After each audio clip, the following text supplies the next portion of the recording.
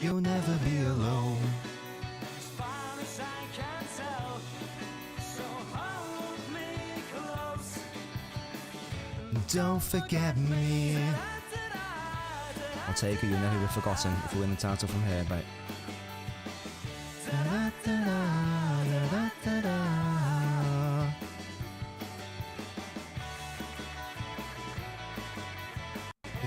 Foden is a fraud and he can't pass. Phil Foden is a fraud and he can't pass. You'll be there when I get home, and you'll hold my hand until I go. You'll never be alone. As far as I can tell, so hold me close. Don't forget me. Don't forget me. Don't do it. Don't forget me. Don't do it. Don't do it. Don't do it. Don't do it. Don't do it. Don't do it. Don't do it.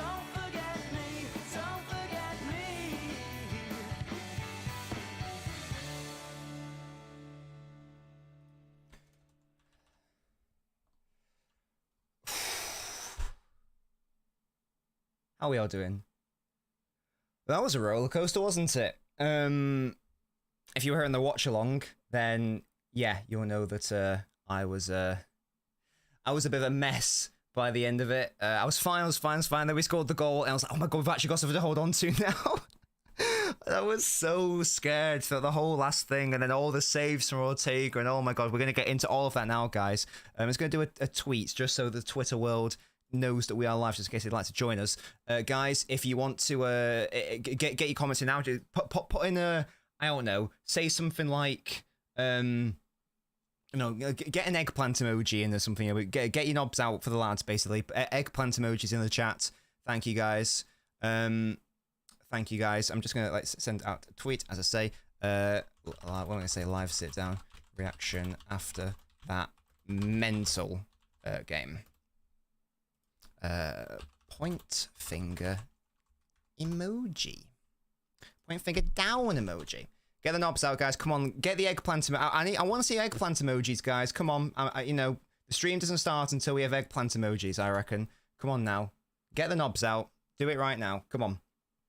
Or you can just say knobs out, I guess. I prefer the eggplants, but that works as well. Yeah, there we go. Right, that tweet is sent. Right, okay, guys. I'm with you now. I'm with you. Where to even start? Where to even start? Well done, Big Chief. Well, I'll tell you where we'll start. We'll start with the, no, Liam. I'll tell you where we will start. We'll start with the, yeah, knobs out. Big up the knobs. I'll start with the comments. So, the knobs. What euphoria have we just experienced? Ortega is clutch. Big girthy knob. Oh, Drew. It's not yet. Not yet. Yes, Ryan. Consid says Slicky. Pep on Ortega in the 1v1s. He's one of the best goalkeepers I've ever seen in my life. He's ridiculous, isn't he? Chris says, congratulations. Thank you, mate. No one enjoyed that game yet. Unless, if you're a neutral, maybe. Man City champions, hopefully. It hasn't happened yet, guys. Let's not go too far the other way. I do think that we win the title now because, you know, we should beat West Ham at home, but it's not actually won. Just finished the replay. How are you still sober, says Disney Charlton. Stressful. Whoever does it's getting it. Nah, less of that. Big up to you, Ortega. Yeah, I love these eggplants. Good work, guys. Good work. What are the percentages now? Yeah, as you guys know, I was 50-50. And to be fair, let's first and foremost be fair to Spurs. Lots of people were saying that this was going to be a very comfortable win for City. I was, you know, I'm a naturally cautious person, I feel like, so I pushed back on that. I did say to people on a Mo's show, for example, I did say, guys, it is a ground for missed more penalties out than scored goals in the Prem. It's not a certainty. I know Spurs have been a bit stinky, but it's not a certainty by any means. And that's exactly what happened. Spurs came to play football, and they came to play well. And I got it totally wrong, because when I saw the lineup, very defensive midfield three, very defensive defense, obviously, I thought they were just going to camp, part of the bus, not even really want to play football. In fairness to them, they did press high, they did engage with us, they did have a very high line. Now, whether that was to their detriment, we'll get into. The answer is probably. But yeah, I got it wrong in terms of how I thought they were going to set up.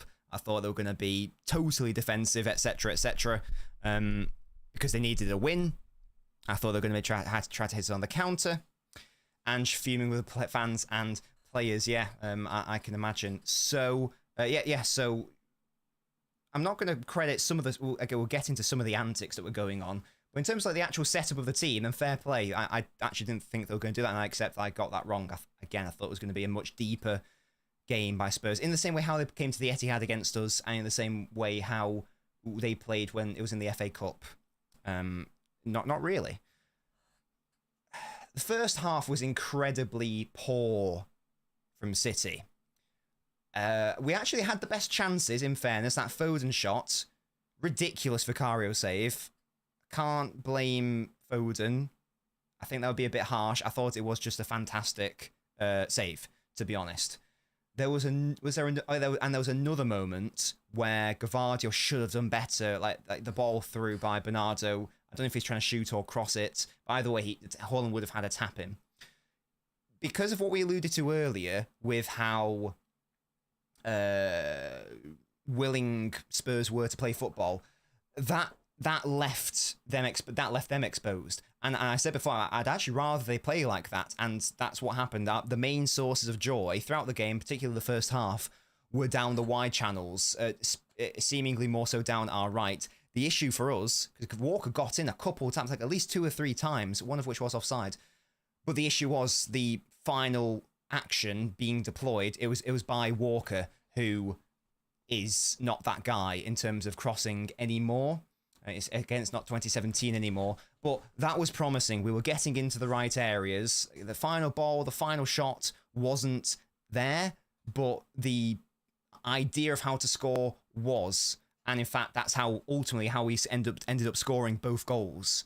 So in hindsight, that was like clearly what we were targeting over and over, those wide areas. That's where both goals came from. The wide areas, funnily enough. Even though our most dangerous actions came from the right side in the first half, both goals came from that left side against Spurs, vacating so much space, being very open at times in that transition. We were able to hit them. We were able to hit them, which was great to see. But overall, again, in terms of the first half, we were sloppy. I wonder how much we can put down to nerves. We saw against United, Arsenal, for example. Everyone thought they were going to steamroll them. A very shaky 1-0 win in the end. You could make an argument that United were maybe the better side in that game. Maybe a similar vibe in terms of how our players would say, which is surprising. I know nerves are a standard thing. It doesn't matter how many titles you win, you're going to be a little bit nervous. But that's all I can really put it down to, because, again, when you've got seasoned professionals and veterans who've just won the treble, done it all, etc., etc., and then you've got players like Rodri and Kovacic and Walker and Kevin De Bruyne making odd decisions. It's almost like, because you know how City very rarely come up against a side that wants to play football. Normally they're camped. I think that it was almost like they were overly excited. They're like, oh my god, I can't believe that Spurs are giving us this high line. Let's take advantage of it now. And too often they our players they rushed. They rushed the through balls. Kovacic in particular was an offender on a couple of instances. I appreciated the idea of wanting to find Haaland. I like that, but too much too soon. Basically, we needed a more calming presence in that first half. Well, I can't really remember Spurs creating too much. I know they had that shot from distance, which Ederson dealt with easily. I expect him to deal with that. For the most part, in fairness, again, we limited them to very, very little. The second half, I think we basically started the second half the exact same in respect of, nerves, sloppy passes, etc. The difference was this time that when we, and in terms of our best movements, i.e. exploiting the wide areas, the difference was in the second half that whilst with the right side, the final ball was ineffective because I'm not throwing shade at Walker. I thought he actually played well overall. The difference was that the deciding, ultimately the winning goal was because Foden was exploiting that wide area on the left and running into that space vacated by Spurs. And it was Doku for the second goal running into that space vacated by Spurs. So we actually had our forward players receiving the ball in dangerous areas on the left flank compared to our less dangerous players receiving the ball on the right flank in the first half. So that was sort of like the key difference, I suppose. I don't know what the exact data would be in respect of, the first half versus second half in terms of how many times we attacked down the left versus the right. I would suspect that the data would show that we generated more XG and attacks down the left in the second half and in general compared to the right side. I don't know if that was an intentional thing to do to focus more so down the left, or if it was just by virtue of Spurs giving us that space in those areas and therefore we took advantage as a consequence. But either way, that's ultimately how we won the game. And am I going to a swingers party? What? No. I'll catch up on the chat now, and then I'll get into some more individual performance. But that was sort of like the story of the story of the tactics from a City perspective. We weren't particularly good in midfield, down to sloppiness. The space was always going to be out wide, as it turned out. Spurs were going to give us that space. And there we go. Let me catch up on the chat here. He's been injured, mate. He's been injured.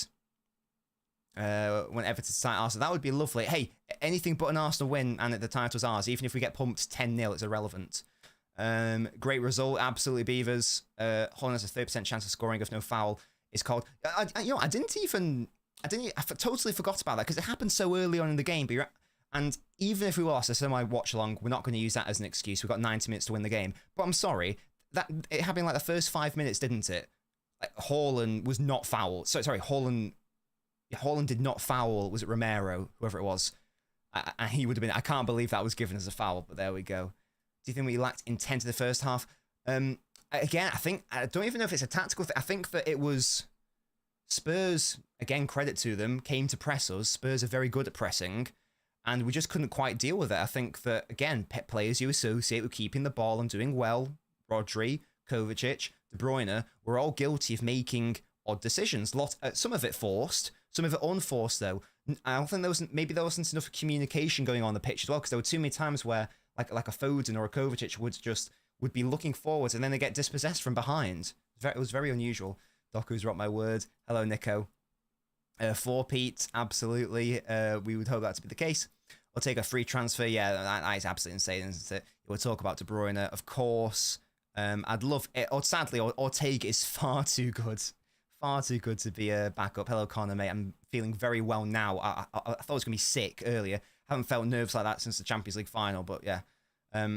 What I saw in the first half from us with experience, we're never going to push up and get counted on. Second half, we killed them, said one first. I like that way of looking at it, to be fair. It's a hell of a game to watch. Nobbins, says Razor. I think Rodri had an average game. I agree. It wasn't an easy job done. Yeah, ultimately, I mean, we'll talk about the performances and stuff, but ultimately, the end product is we've won the game. And it doesn't, by hook or by crook, it doesn't matter how you win it, as long as you do win it in the running. Foden was quite, don't worry. We'll talk about Foden. It's the best. Why do our left back and right back always back off and allow the attackers to space to run in and cross? I think maybe they're concerned about getting done and then having the attacker just have a free run at a goal. But yeah, I agree. Like we in general, I prefer our fullbacks to try to stop the cross at all costs. That's how we didn't win against Spurs. I like over as a squad guy. He won't be a starter long term. No shot. I'm so happy indeed. Without Grealish, Dokustein left wing looked really empty. Didn't use it in the first half. No, yeah, I agree. Yeah, I totally agree that. What's it? I agree that first half was more so right side, didn't really use the left. Second half, more so the left, didn't really use the right overall. Look, that's a great point. Arsenal thought they got at the Etihad was actually their downfall. Come on, City, 4 in a row. And history, Anthony, I hope so, mate. Philly Fodes, says Razor.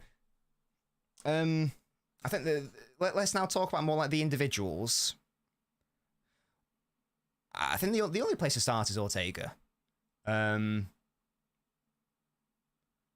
Ederson sadly got injured by Romero. I it wasn't Romero's fault. He didn't mean to do it, I don't think. I don't think it should have been a red card. I think a yellow was fair and justified. He didn't mean it. There was no malicious intent, etc. It was reckless. It wasn't, I don't know what the term would be. And Ederson was doing good up until that point. To be fair, like there was another moment where he smothered a chance to deny Son. Ortega came on, and yeah, he was just ridiculous, wasn't he? Make no mistake, Ederson is still our number one, and he's still the better goalkeeper. And if both goalkeepers are fit, Ederson should be starting against West Ham. But his 1v1, there is no doubt, obviously, that his 1v1 work and his shot stopping is better than Ederson's. That's not in dispute, obviously. That, I don't even know which save is best, to be honest. Which one do you guys think? Because there were two key ones for me. There was the Kulusevski one, and the shot, by the way, from Kulusevski is perfect because the worst, or the hardest place for a goalkeeper to try to defend against is a shot which goes in between their legs, because they obviously can't have, they've got to try to spread their legs to make themselves as big as possible. And Kulusevski hit it, and he hit it between the legs, but Ortega was somehow able to squeeze his thigh and make it so that it was a save. So I actually think that that might be my preferred save, to be honest. Obviously, the Son 1v1 is also ridiculous. Son should be scoring that, obviously, but it is a good save nevertheless. Let me know which one do you guys think? Do you think Son or Kulusevski? Let me know. Taking no credit from the one-on-one, but the shot is as bad as it could have been. No, yeah, I agree. It was poor from Son. It was reminiscent of Iheanacho again for Leicester. Yeah, it was very good save, but it wasn't like the Vicario one where the save was just so good against Foden. I was like, okay, fine, whatever. You should be scoring a 1v1 when you've got that much space and time, and you can create that much distance. You can do basically whatever you want. You can finish from outside. You can try to run past him. He made a bit of a mess of it. So I think, yeah, I'm actually going to edge it to the Kulusevski one, but both are ridiculous. Son, I think, could do a lot more for his effort. I don't really know what more Kulusevski could have done. It was just a ridiculous save by Ortega. Ridiculous. And we needed it because we were playing badly in terms of... And that was when we were 1-0 up, wasn't it? We were playing badly. Like, again, I don't know if... I hoped a goal might settle the nerves. It didn't really do that. Defenders, not our defenders, midfielders, weren't able to deal with Spurs' pressing. They were too good for us in that respect. I think maybe that's because there was a lot of physical players for Spurs in the midfield today, I think. Say Højbjerg, Bentancur, and someone else whose name I forget. But in my head, they're all very physical, long players. So maybe that's why our players weren't able to deal with it as much, too physical potentially. And speaking of physical, just touching on this, God, the Spurs players. I couldn't believe some of those tackles. And Bentancur, hold your head in shame, mate. You are the reason why Foden's... Oh, no, we're getting to Foden. We're getting to Foden later. But basically, Bentancur's the reason why Foden's able to score that goal. Sarr, thank you, Connor. And just on Sarr. Sarr was a striker at times for Spurs, like, without the ball, 100%. I don't know if that's what they normally do, but he was definitely one of all the strikers out of possession. I don't think I'd ever seen that before, unless... I obviously don't watch as much Spurs as City, so maybe they always do that. I don't know. Doku starting instead of Kovacic. We'll talk about Doku 100%. Hopefully they're okay. Yeah, again, the foul on De Bruyne is just so unnecessary. The foul on Foden so unnecessary. Just stupid. There are a couple of chances that were only created because Ortega was too passive. And the stuff, you raise a very, very good point. And this is, again, the big reason why I love Ortega, but overall, Ederson is going to be our number one, and there's a good reason for it. Yeah, Dragon, yeah. Let's respect Ortega, but let's also respect Ederson 100%. Vaughan is incredible. The first one is saved with his old chap, yeah, Anthony. Yeah, that's the one. Ortega should be rewarded. I don't know if I agree with that. Everyone talks about money, but how can money make a player run for the ball? Well, yeah, that's the thing. Yes, I agree. Stefan is too good. He's absolutely too good. It was new, base of 44 press without a striker. So yeah, I was like, why Sarr? What's Sarr up to? But yeah, there we go. Ange came with a plan. And I admire that from Ange, to be honest. I don't really agree with his comments. Like, he didn't need to slander his own fans. He didn't need to slander Spurs fans, but he basically said, like, you're an idiot if you want us to lose. He should have just said, look, we want to win the game. We've got Champions League football as the goal. We're all professionals. Let's go for the win. I'm probably just leave it at that rather than then going, oh, and if you think this. Bit of a weird look. But I agree with his approach in terms of, like, you're a professional manager. You can't just roll over because, again, Spurs players aren't Spurs fans. They don't care. They want Champions League football. They want to beat City. They're not going to care if Arsenal win. They're not like all diehard Spurs fans who will allow City to win to have a go at Arsenal. It's silly. Do you see Grealish starting against West Ham? I think now, what we saw yesterday, I think Pep's decided this is the team I'm going with from now to the end of the season, I think. Maybe, Alex, maybe. Fair play to him for playing through it. And again, I didn't think he was like bad today. There were some moments where he made silly errors, but overall I thought he was solid, Walker. Again, the crossing wasn't great first half, but I'm not going to hold him to that because he's not that guy anymore. So that's Ortega. Kanji's so weird, man. He's our best defender, but history could reflect on him so differently if that back pass in the Champions League final ended up in a goal, and if that really weird mistake just to let Son in led to a goal as well. Thankfully, he was bailed out both times, but overall he was fantastic. You know, bad error then, but overall brilliant. Ruben Diaz, bad in possession, okay off it. We talked about Walker. Yoshko Gavardiol. Go watch my Gavardiol analysis video, guys. It's got over 10,000 views. Very happy you guys enjoy it. Brilliant. Ridiculous. The best bit of play in the first half, in terms of like attacking down our left, came from him. And I've no idea how... I don't know how he does the things he does. I'm going to sound really weird here. His legs are incredibly elegant in respect of how briskly he can move them. It just makes it look so effortless. Do you guys know the move I'm talking about, where he picks it out from the defense and he's somehow able to, like, it's almost like it's happening in slow motion. He just dribbles past the opponent coming in to press him, and now suddenly City are in and plays the switch. And maybe, I think, whoever receives it, Walker or Bernardo, maybe they should do better with it. He is a ridiculous footballer. There is still some improvements. Speaking on Akanji bailed him out one time. Like, Gavardio's positioning was poor in the second half for one moment, and Akanji bailed him out, to be fair. Not perfect, of course. He's 22 years old now. But overall, sensational. Absolutely fantastic, I thought. Midfield we've spoken about. Rodri, Kovacic.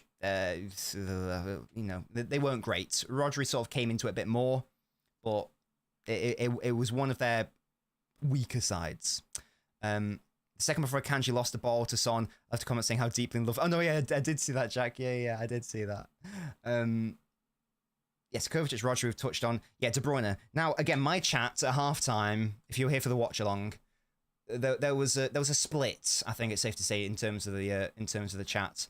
Some people saying get De Bruyne off, but the thing with De Bruyne is you can't take him off. In this, I thought it was a mistake to take him off at Anfield, despite him playing badly.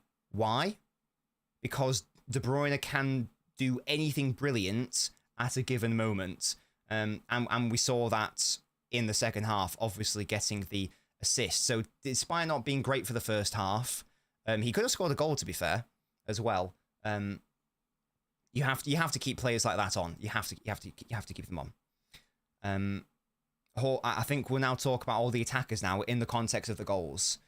I don't know why Shadow Viper, to be honest. Kovacic wasn't good today. Elegant credit. Are you okay, matey? Just don't spam though, matey. Just because you'll get timed out if you spam. Just an FYI. Why Man City's not playing through balls to Haaland? They tried to, Drago, but they were doing it too much. Do you think West Ham will cause an upset? I hope not. I hope not, Tom. So let's now talk about the attackers, shall we? Let's talk about the attackers, because that's obviously where the goals are. Yeah. please don't spam. You can stay here, of course. It's not an issue. But yeah, please don't spam. Good work, Jack. Everyone is welcome here, but as long as you're like polite and you can't spam. Guys, we've got over 100 people watching, which is great. Can we please get to 100 likes, lads? That's what I'm after. If you're watching the stream, please leave a like on the video. It really helps. The channel is free, and the more you like, the more that tells the YouTube algorithm that it wants to recommend this stream to other people. So if you want to help this channel, you can do so for free by leaving a like on the video. Big up to you, Rodri. Yes, slam that like button, but don't break your phone or your keyboard. You don't want to do that. Yeah, let's talk about the attackers now, and let's talk about both goals. I'm going to go on a bit of a rant now. Let's talk about Foden. I have today recorded a script for a TikTok video. I know, shocking. Nobbin's making a TikTok video in 2024. Outrageous scenes. The reason why I'm sort of ending my TikTok retirement is because I have seen a video which has really, really angered me. And it has angered me so much that I'm going to, as I say, go back to a platform which I despise.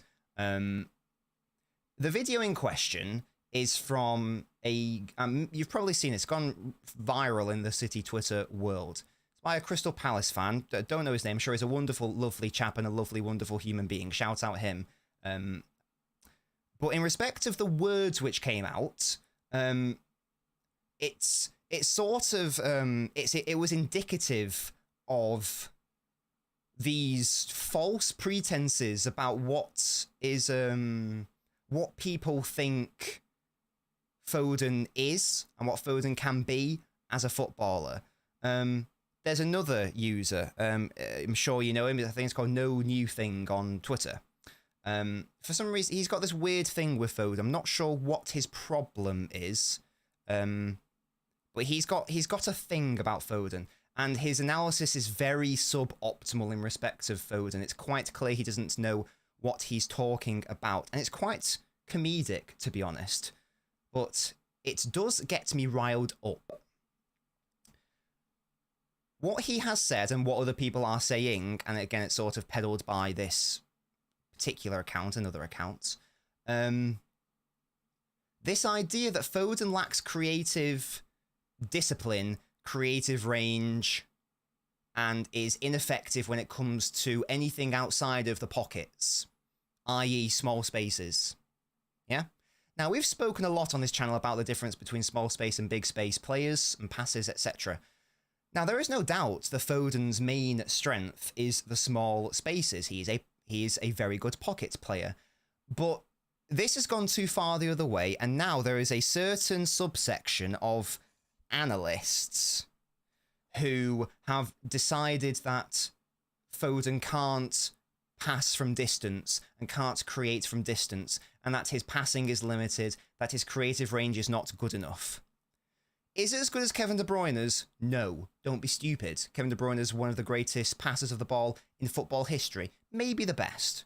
From a midfield perspective in the Premier League. Maybe the best. But it's bollocks to say that Foden can't do a similar thing. We saw it against Wolves for the fourth goal, just after Wolves got a goal back. We've seen it a number of times this season with Foden's through balls as well, where he doesn't necessarily get the direct assist, but he gets like the pre-assist, or his through ball breaks the lines from distance and creates a chance. I did a tweet just now talking about this. Both goals are scored from Foden's big space passing. Yes? Yes? Go and watch the goals again. It came, well, first of all, it came from Foden's tenacity, by the way, to win that second ball against Bentancur. This is what we were talking earlier about Bentancur, where he gave away a stupid foul early on, and he wasn't able to bring Foden down. He actually did that. He had to back off because he knew if he fouled him, he's off. So you're an idiot for that, first of all. I'm calling out Bentancur. The pass from Foden is exceptional.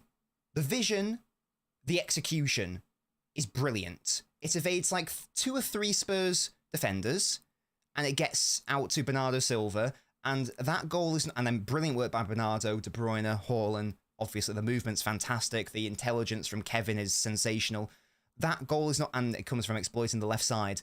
But that goal is, in the first instance, isn't scored from Foden's discipline. It isn't scored from without his tenacity and defensive work and wanting to win the fucking duels and the second balls. And it is not scored without his long space quality. Okay?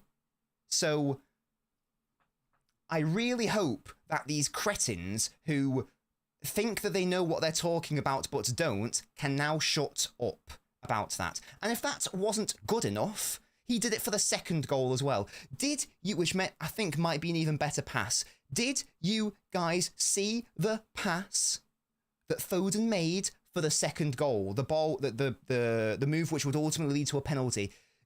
That was Kevin De Bruyne. I'm sorry, I'm going to say it. That was a Kevin De Bruyne pass. Okay? Ridiculous execution, ridiculously tricky ball to perfectly weight it so that it evades the Spurs defender, reaches Doku, but isn't deep enough or heavy enough so Vicario can get to it. That is a sensational pass from a ridiculously talented footballer in Phil Foden. Do not sit there and try to tell me or anyone else that Phil Foden is not capable of long-distance creativity. Just because he excels in the pockets does not mean he does not have that in his arsenal. Can he do it to the same extent as Kevin De Bruyne? No. Name me one player who can. That's the point. He can do it, and guess what? He's only played like 65% of his minutes this season in midfield, or maybe it's 70 or so. Maybe it's 70%. I'm from Manchester, TZCO, FYI. And live in Manchester. My whole family are. I'll have to rewatch it, but I don't even know if that second one was intentional. It's still absurd. I think it was, Jack. I can't lie. Maybe I'm being wrong. I've been a City fan since I popped out of my mum, because we've been City fans since the 60s. Yeah, it was a ridiculous work from Foden. And brilliant. Yeah. So just because there's a player who excels in one faction of the game, i.e. in small spaces, doesn't mean that they aren't also good in the big spaces. I still think we should be getting Paquetá because of his big space work, but the idea that he can't do that is silliness to me. TCK, you're more than welcome to stay, but if you... I've given you answers to your questions, to be fair. If you persist, then I'm sure a moderator will time you out. That's just a warning. You don't have to abide by it, but I'm just giving you a friendly warning there. Everyone's welcome here as long as they're polite. I haven't examined law. Gustav's, I'd rather not, mate. I've left that industry behind me.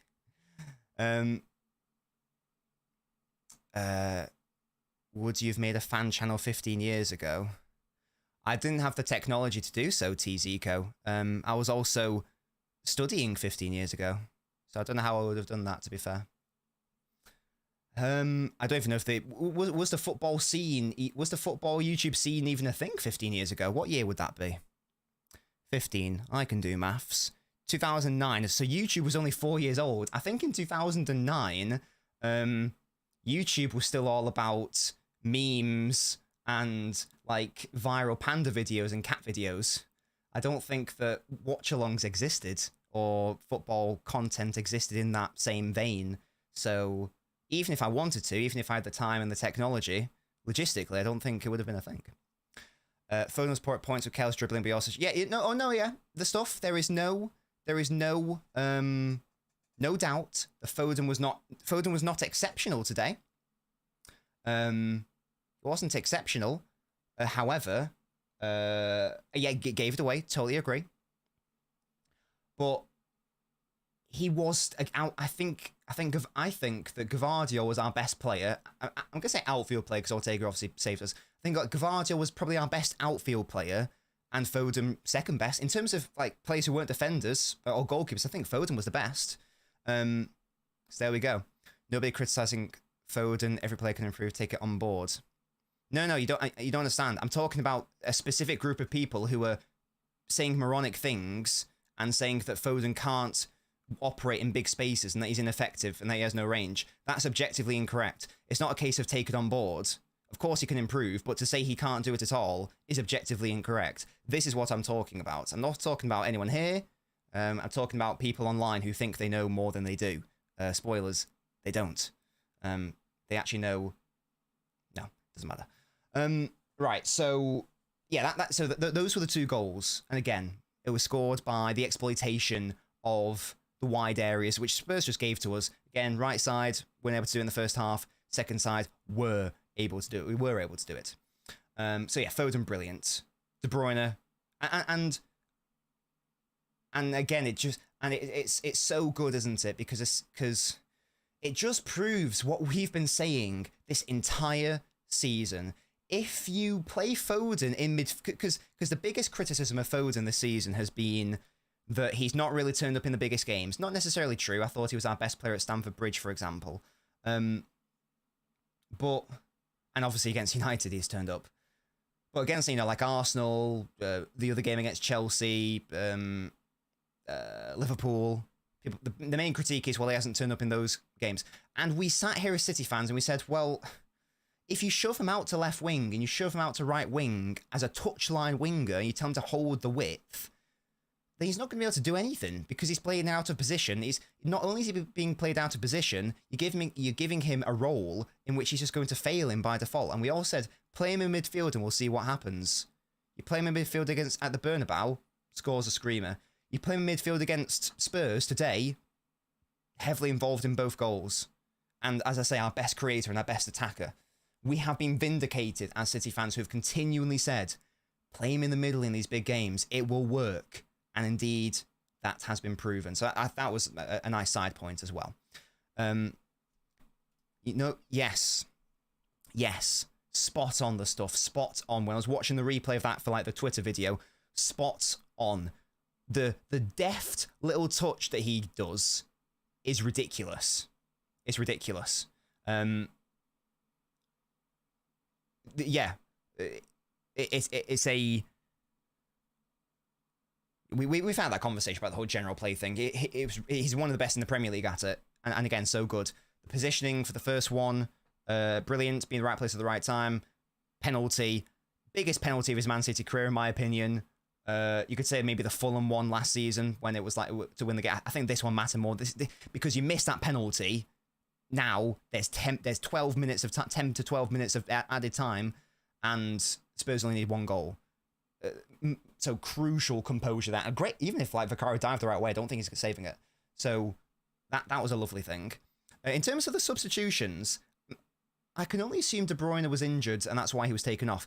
Now I'm not gonna lie, guys, I wasn't happy with Doku coming on. I thought that was an error. Obviously based on reality, that's not what happened. But I will tease it. If we get relegated, absolutely. What was I saying there? Sorry. I was talking about... what was I talking about? What was I talking about, guys? My brain's done a fart. We were talking about Foden. We were talking about Haaland. The substitution. That's what it was. Yes, thank you.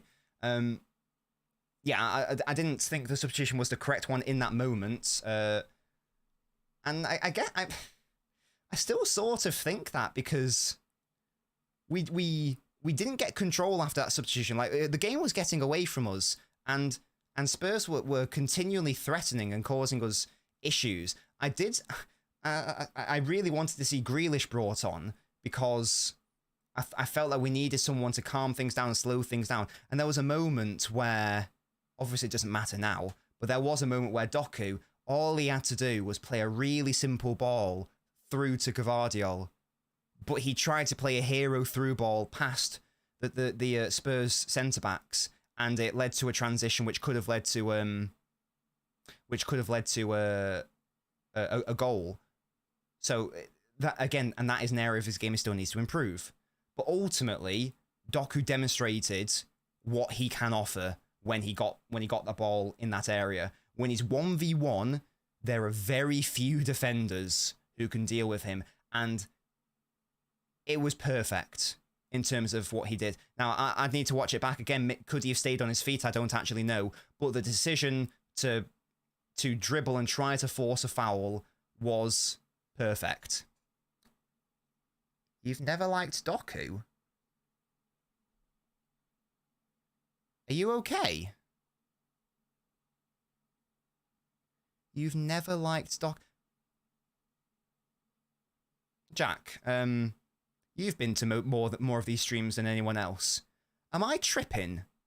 I'm pretty confident that I'm a big Doku defender, and I've been telling people to be patient with him. What I have said is that he shouldn't be starting in big games when he's not ready, and that he does need to get better. I don't think I've ever said that I don't like him or don't rate him. I think that's... Well, that's just wrong. I literally did an analysis video on Doku talking about how excited I was that we signed him. I have gone on record saying that Doku... I've gone on record saying that Doku could become one of the best wingers in the world. I don't know where that's come from, to be honest. I don't want him to start in the biggest games. No, he's not ready. That's fine. To then say that is the same as saying you've never liked Doku is a false equivalent, and it's gaslighting, quite frankly. So if you could stop doing that, that'd be great. I've never said I don't like him. I've always defended him. So, yeah, different players for different purposes. Yeah, I don't know. No, Nico, Jack's been here for like 3 years, mate. Has Spurs says congrats on the win, big up. I agree, Carnival, and that's what we saw. To be fair, he came on and impacted the game. That's what I wanted. I didn't want him to start. No worries at all, mate. All good. Yeah, we're not doing anti-Grealish stuff. It's not happening. He's not an idiot. That's too far. But yeah. Yeah. So, but ultimately it worked, and I was obviously really happy with the decision making from Doku, and that was and that's what we need to see more. To be fair, he made the mistake a few minutes later, led to a turnover, chance for Spurs. In that moment, he knew exactly what he needed to do. He beat his man, and then beat him to the point where he would either have a perfect shot on goal, or the defender would have no choice but to foul him.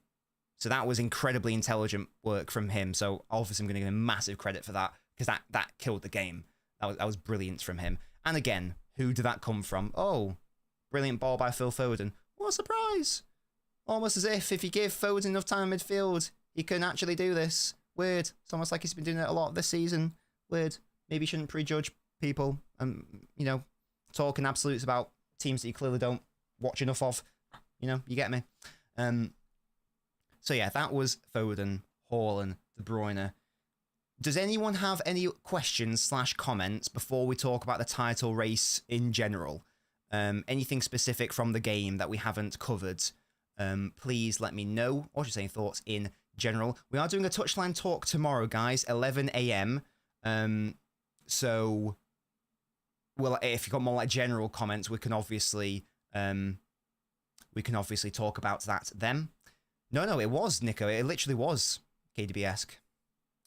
A Kanji slips as Colin. Yeah, we talked about that earlier. That was poor. Thankfully, Ortega builds out, but yeah, he made a mistake. It could have been a Gerrard moment, couldn't it?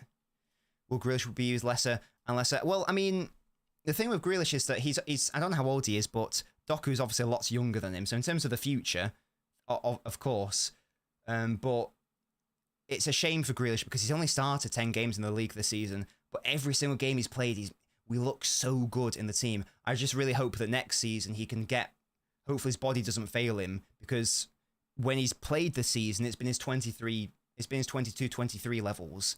So if he can just get back and not injured all the time, that'd be great. I agree.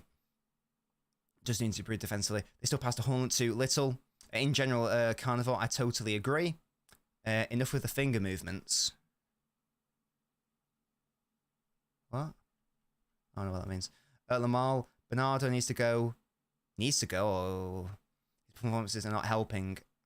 I thought he played well today, for the most part. Wasn't the biggest fan of Doku at the start. I've always been a Doku fan, but again, I don't want him starting the biggest games. I want him to come on as an impact sub. And if you think of Doku's best performances in the bigger games, they are as an impact. Impact against Real Madrid, impact against Chelsea in the FA Cup, impact against Spurs today. So yeah. Hello, Julie. Great win after a watch from the beginning. I've been on Martin's show on the Mancunian Way. Big up to Martin. That's my boy. Grealish turns 30 next year. Yeah, so as long as he just needs to maintain his fitness levels, I think he will be Sebastian, to be honest.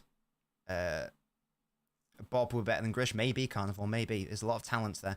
Yeah, Haaland. We spoke about Haaland. The composure for the penalty, unreal. Right place at the right time for the first goal. Brilliant. That's what we call a predator's instinct, knowing where to be. Fantastic flick for the move, which led to the second goal. Overall, general play good.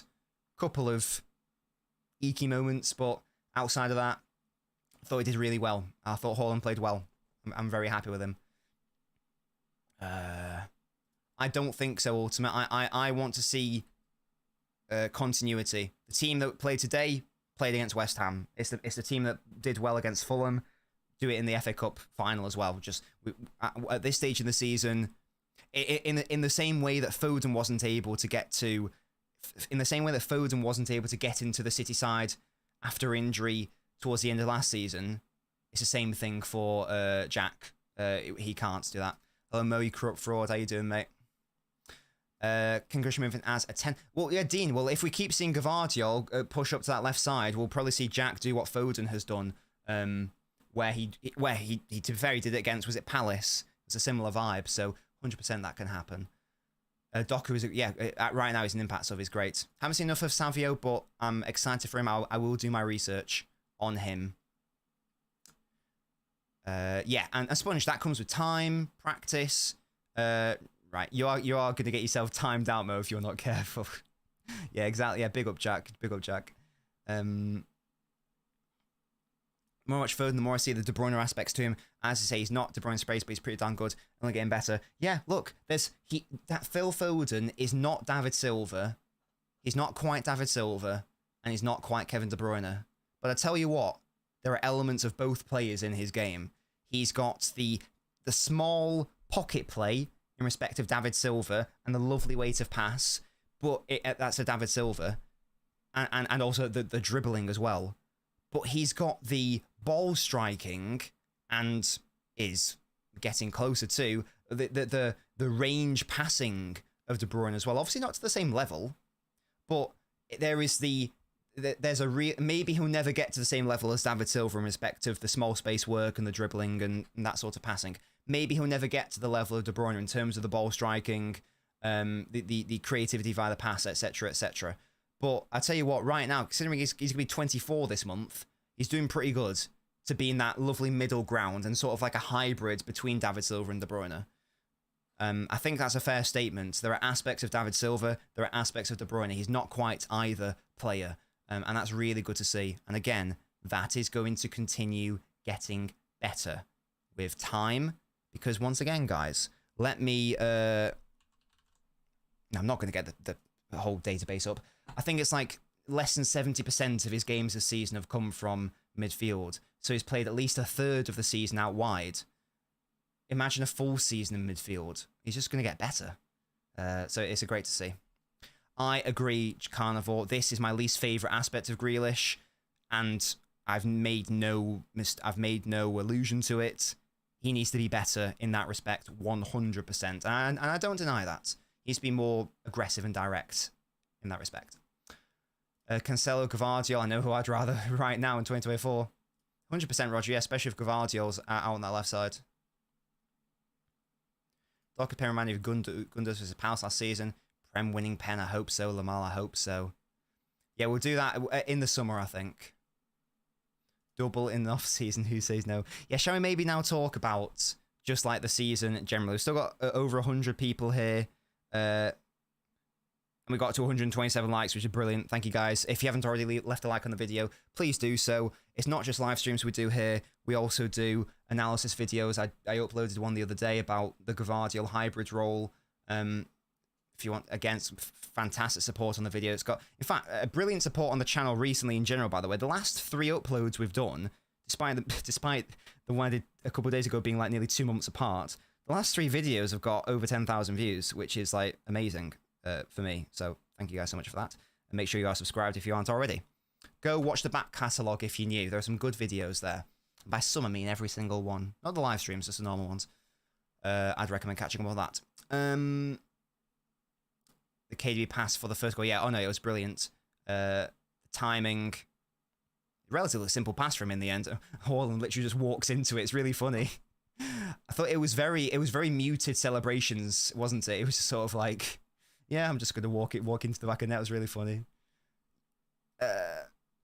We're gonna wrap it up in like the next 5 minutes, just because Mrs. Nobbins is wants to go to sleep, and it's not fair for me to keep talking. But again, guys, don't worry, we are going to be live tomorrow at 11 a.m. So make sure to join for that. We'll talk more about the game. We'll talk about the title race more.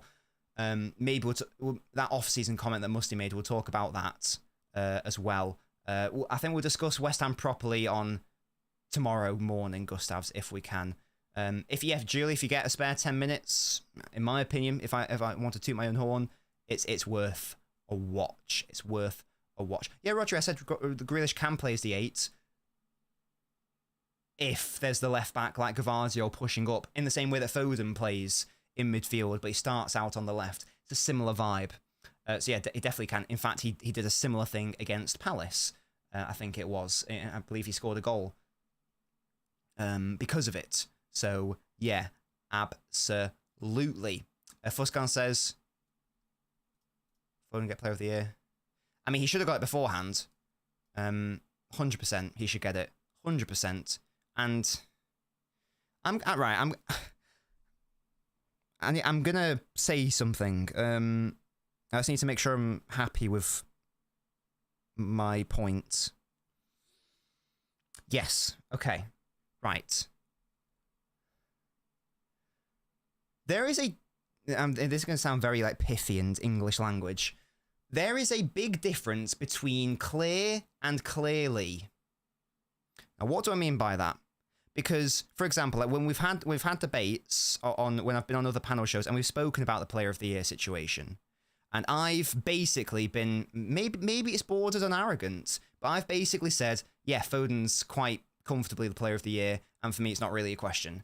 And the retort to that is, but so you don't think like Rodri's like been as good or like Rice? Blah, blah, blah. Now here's my point, guys. Again, this is gonna get, maybe you guys don't even care about this. Again, there's a big difference between something being clear and something being clearly. Let's take a number example. 0.8 and 0.9 as numbers, okay? 0.8 is clearly a smaller number than 0.9. Clearly, it's that's the reality. There's no arguments there. But is there a big gap between the two? No, there isn't. In the same way, waffle. So that's how I see it. In terms of like Foden versus Rice and Foden versus Rodri. Foden is the 0.9 and Rodri and Rice are the 0.8. They are clear. Foden isn't clear of them, but he is clearly better. Hopefully that makes sense. Anyway, guys, if it did, let me know. If it didn't, then it didn't. But that's basically what I'm trying to say. Because when I try, so for example, like Mo would say, I'd say, I think it's Foden, Rodri, Rice, whatever. And I'm going, I don't think it's close between Foden and Rice. And Mo was like, what? You don't think there's a big difference between first and third? And it's not about that. It's about the fact that it's not about he's clear. He's not supremely better than him. But by my estimation, it's clearly the case that he has been better. So so there might only be a fine margin in it, but the fact I can see that fine margin tells me that that's clearly the case. I don't know. You guys can use that one as an argument if you'd like to. I've no idea if it makes any sense. That's how I see the situation. Yeah, I love that from you, Julie. I think they very easily will fill that area of too many players when doing that. Foden had to play more out on the right for that to work. What's that in reference to? Sorry. Oh, sorry, having a conversation with someone else. My bad. Yeah. There we go. Made complete sense, makes sense, big up. Phone played well tonight, has to do with a lot of doubling up and fouls, 100%, it's had a lot as well. No Watkins, I still say phone Watkins. I have Watkins in my top 5, 100%, but I do have Rice and Rodri ahead of Watkins. But yeah, 4 or 5 for me, definitely. Probably more, I still think Van Dijk should be in the top 5 as well, so Watkins 4 or 5, I don't know. Guys, we're past midnight now. I told Mrs. Nobbins we'd stop at midnight, so that's what we're going to do. We've got more likes than viewers right now, which is unbelievable. Thank you guys. This channel has some of the best conversion rates in respect of viewers to likes. Like, it's 100 people will be watching and there'll be like 100 likes. Thank you guys so much for the support. It means the world. We'll be back tomorrow morning for Touchline Talk, 11 a.m. British time. So if you guys got any more questions or thoughts or comments that you want to address, we didn't really talk about the title race. We'll talk about that. Do you say anything about Roger not being in the postseason? Oh, I think we touched on it being stupid. Yeah. Or Diara, I was just saying that I am actually going to release a TikTok. I'm going to try to record it tomorrow. I don't know if you've seen it, Connor. That video of that Crystal Palace fan. It has angered me. It's really annoyed me because it's just so disingenuous and so poorly constructed and wrong, and the arguments are frail, and it just upsets me that. Oh, okay. Oh, Connor, you'll see it then. You'll see it because I'll react to it. It's just, and it's the most annoying thing is that people like it. People like it, and people go, yeah, Cook, mate. Oh, yeah, Cook, son. Yeah, you're right. Yeah, this Foden narrative is... This discourse is bullshit. It's actually been crap.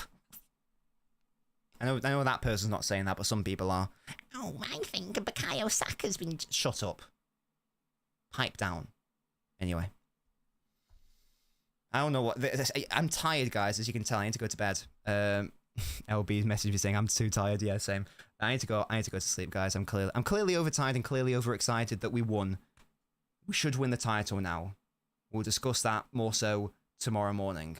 Thank you guys for joining. Leave a like on the video. If you want to go the extra mile and support the channel monetarily, you can click the join button, become a YouTube member. You get lots of lovely perks, such as Carnivore getting a lovely little rat badge next to their name, and he also gets a golden thing next to it. There we go. If you'd like to do that, you can do. Is that a Jimmy Curry? That's just my, like, whiny voice. I mean, I've already got a pretty nasally, whiny voice, but that's like a... Oh, well, actually, I think that, because of the fact that output is output, that Cole Palmer has actually been more, has been a better player. Oh.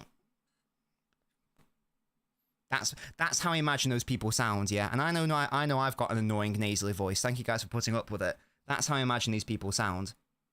Yeah? You get me? Anyway, guys, I'm rambling. Thank you guys for joining me. I'll see you tomorrow, 11 a.m, bright and early for Touchline Talk. Come on, City. I'll see you then, guys.